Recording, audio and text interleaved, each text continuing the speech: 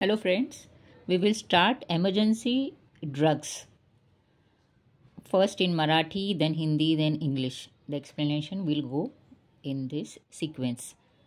So the first drug is activated charcoal. Activated charcoal हे ॲडझॉर्बंट आणि antidote ह्या क्लासमध्ये येतं.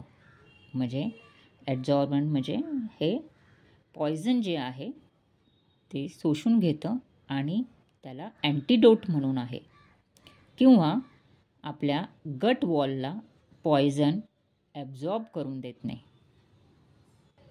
आता हे ॲक्टिवेटेड चारकोल एकदम फाईन पावडर असते, ज्याला काही वास नसतो, ब्लॅक कलरची असते.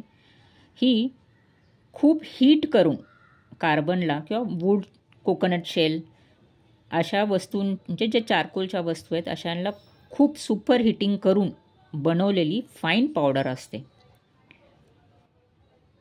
आता हिला सुपरहीट का करतात?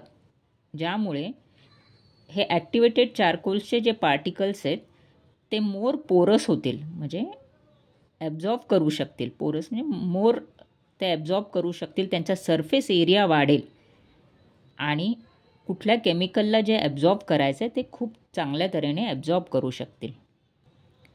हे चारकोल पार्टिकल्स नेगेटिव्हली चार्ज्ड आहेत, त्यामुळे टॉक्झिन्सचे पॉझिटिव्हली चार्ज्ड आयन्स हे अट्रॅक्ट करतात. आता हे ॲक्टिवेटेड चारकोल सगळ्या टाईपच्या ओरल पॉयझनिंगमध्ये किंवा मेडिकेशन ओव्हरडोसमध्ये यूज केलं जातं. एक्सेप्ट कशामध्ये यूज केलं नाही जात? कोरोसिव्ह, कॉस्टिक आणि पेट्रोलियम, म्हणजे जे ॲसिडिक आहेत. स्पेसिफिकली पॅरासिटामॉल, ॲस्प्रिन, अँटीडिप्रेसंट हे असे जे मेडिकेशन्स ओव्हरडोस एखाद्या पेशंटने घेतले असतील तर चारकोल खूप चांगल्या तऱ्हेने काम करतो.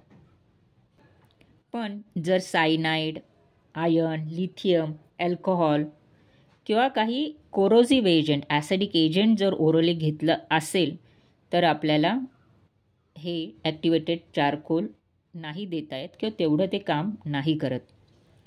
बेसिकली हे ॲक्टिवेटेड चारकोल नेझोगॅस्ट्रिक ट्यूबनी हॉस्पिटलाइज सेटिंगमध्येच दिलं जातं. आता हे ॲक्टिवेटेड चारकोल कधी द्यायचं? तुरंत, जेवढ्या लवकरात लवकर होईल. पॉयझनिंग घेतल्या लगेच हे ॲक्टिवेटेड चारकोल देणं गरजेचं आहे. आता हे ॲक्टिवेटेड चारकोल जरी फाईन पावडर असेल तरी सोल्युशनमध्ये किंवा प्री-फिल्ड असं येतं, ज्यामध्ये 15 gram, 30 gram, 25 gram, 50 gram pre mixed with water, म्हणजे पाणी और सॉर्बिटॉलमध्ये येतं. बेसिकली हे 1 ते 2 पर kg बॉडी मास दिलं जातं. म्हणजेच ॲडल्ट्समध्ये साधारण 30 ते 100 ग्रॅम, पिडॅट्रिकमध्ये 15 ते 30 ग्रॅम आणि इन्फंट लेस दॅन 1 इयरमध्ये 1 ग्रॅम पर kg. हे कॅटेगरी सी मेडिसिन्समध्ये येतं, म्हणजे अशाच वेळेस वापरावं जिथे पोटेन्शियल रिस्क मदरला आहे. हे वापरल्यानंतर ॲडवर्स ड्रग रिॲक्शनमध्ये नॉझिया, वॉमिटिंग, कॉन्स्टिपेशन, डायरिया होऊ शकतं. जर ह्या ड्रगबरोबर सिरप ऑफ इपिकॅक दिलं तर ह्या ड्रगचा तेवढा असर होत नाही. अभी हम देखेंगे activated charcoal as an emergency drug. It is absorbent and antidote. It is used in majorly all types of oral poisoning or medication overdose. It comes in 15, 30, 25, 50 grams pre-mixed with water or sorbitol. It is given in 1 to 2 per kg body mass. In adults, averagely 30 to 100 grams, pediatrics 15 to 30 grams, infants 1 gram per kg, and it is labeled as C category drug.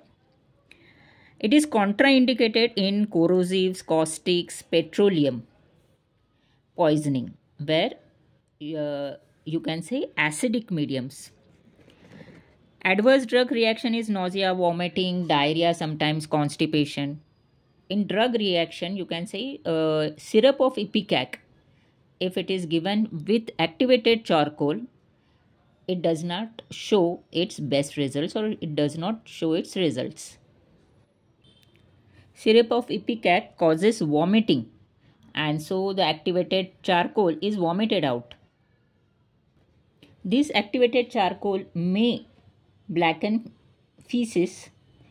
It should be stored in closed containers, and to be noted that it does not absorb all drugs and toxic substances like phenobarbital, aspirin, cyanide, lithium, iron, lead, and arsenic. So friends, if you find this helpful, please comment and join the group. Thank you.